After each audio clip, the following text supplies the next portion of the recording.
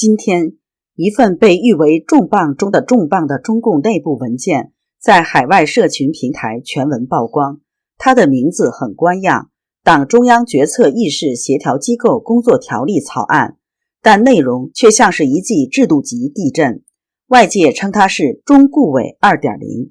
意味着中共党内老人们或许已悄然登场，要为最后一任党魁画下制度边界。这份条例的抛出正值中共四中全会前夜，时机异常敏感，被视为接班人剧本正式启动的信号弹。这到底是习近平主动交权设计退场的伏笔，还是反习势力架空核心强推现权的权斗成果？亦或这其实是一次不流血的政变，在文件中完成的政变？如果这份工作条例真如外界所说是一份权力告别书，那么说再见的也许不只是习近平，而是整个红色帝国的终章正在悄悄翻页。这里是希望世界要闻透视，我是王潇。今天时代传媒在 X 平台发布中共党中央决策议事协调机构工作条例草案全文，将之称为重磅中的重磅。同一天，自媒体人老登、小说家也公开了这个文件。独立时评人向阳6月30号在 X 平台说，决策协调机构的定位是重大工作，还有什么比中共21届新班子的筹建更重大的工作呢？换届前2年就要选定好接班人，这是政权平稳交接的底线。中共元老是协调，而不是代替和越位。表面是这样，实际接班领导层真的可能由习决定吗？那么中顾委 2.0 的主任是谁呢？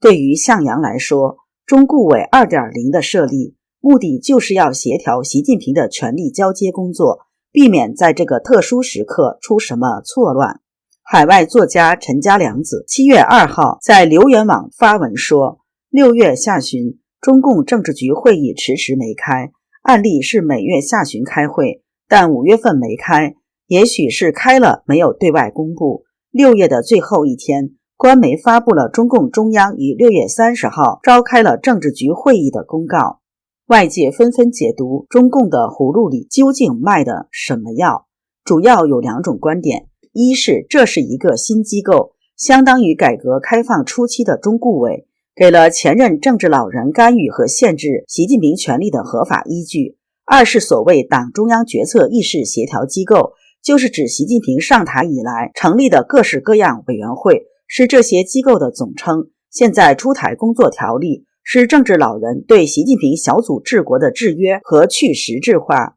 公告里特别强调，党中央决策议事协调机构要准确把握职责定位，坚持谋大事、议大事、抓大事，对重大工作实施更为有效的统领和协调，做到统筹不代替，到位不越位，明确意有所指。言外之意是过去小组治国管得过多了。陈家良子认为，党中央决策议事协调机构确实指各种委员会，不是新成立的机构。2023年3月，中共中央国务院印发了党和国家机构改革方案，内文称组建中央科技委员会作为党中央决策议事协调机构。可见在中共的话语体系中，党中央决策议事协调机构就是指习近平上台以来成立的各式各样委员会。而且2023年4月，中共中央印发了中央党内法规制定工作规划纲要，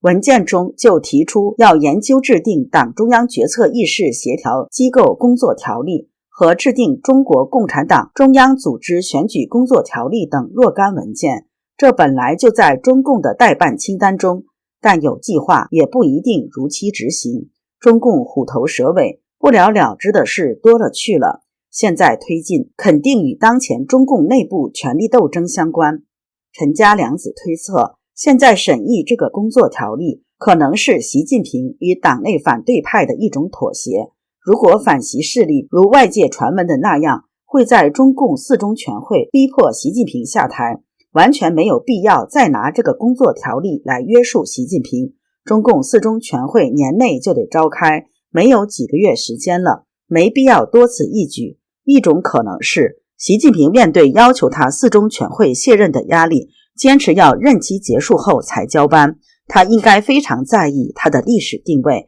不想成为一个中途下台的党魁。只要他的身体状况能履行他所担任职务的最基本职能，他就要坚持下去。反习势力可能也没有足够的把握，或者担心斗争加剧导致局势失控，或者推不出没有什么争议的替代者，就可能妥协。但要求他不能再独断朝纲，双方妥协就出台了这么个条例。陈家良子认为，如果是这样的话，那意味着习近平将到任期结束才交班，中共四中全会只是会遴选出新的接班人入场。当然，习近平身体完全不能胜任了，就不得不下台。习近平面临政策失败和身体有机的双重压力，而两者又相互影响。起因是政策失败，受到国内国外多方面阻击，因而精神压力过大，加上权瘾太大，事无巨细，工作过于繁重，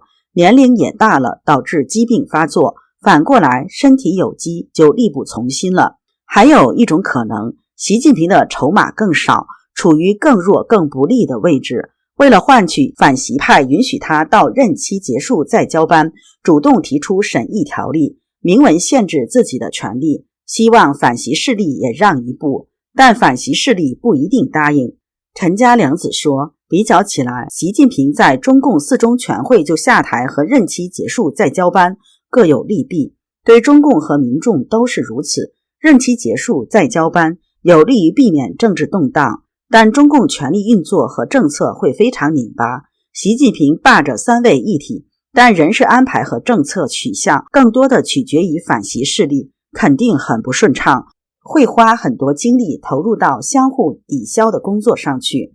在外交和宣传上，一方面要维护习近平还在正常履行他的职责的形象，其他许多方面实际上又在拆他的台。中华民国官方媒体中央广播电台7月2号报道，前美国外交官史雷顿及前美国国安顾问福林近来爆料，习近平即将下台，并暗示中共军委副主席张又侠已经逐渐掌控军权。而台湾钻研两岸的学者专家则持保留观点，认为目前没有任何迹象显示习近平已大权旁落，只要他健康没亮红灯，做到2032年都没有问题。资深媒体人严纯沟7月2号撰文说，中央决策议事协调机构被定位成谋大事、议大事、抓大事的统领和协调机构，实际上天下本无事，庸人自扰之。习近平自己制造出这么多问题，他每天都很忙，忙的都是无头乌鹰，他一天到晚抓权，折腾党政军，搞得内外交困，危机四伏。习近平更是六神无主，日日挥舞神经刀，禁酒令如此，工作条例也如此，一日到黑，坐困愁城，国计民生束手无策，这便是一个政权衰败的征兆。海外民运人士吕洪来认为，现在最希望习近平下台的是共产党的红二代、红三代，是中共的红色家族，因为习近平在台上瞎折腾，危害的是共产党的红色江山，是共产党的统治基础，是共产党子孙后代的切身利益。习近平不仅搞垮了中共政权，位居世界第2的国民经济，将中共的3任国防部长和将成千上万的中共高官送进大牢，还让中共政权在国际上成为孤家寡人，这恐怕是习近平自己也没有想到的。